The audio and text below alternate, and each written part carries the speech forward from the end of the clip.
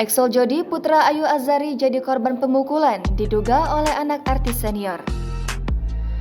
Excel Jody Gondokusumo, anak Ayu Azhari dikabarkan jadi korban pemukulan di Bali. Peristiwa itu terjadi di sebuah beach club di Bali pada 30 Desember 2021.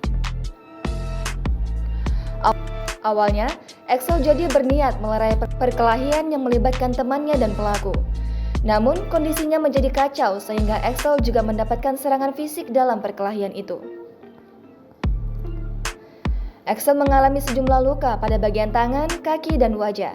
Saat ini, Sunan Kalijaga tengah mengurus permasalahan ini di ranah hukum. Sunan Kalijaga menyebutkan kliennya itu pemilik bukti rekaman CCTV dan keterangan dari pihak keamanan di beach club tersebut. Jangan lupa subscribe, share, komen, dan like ya!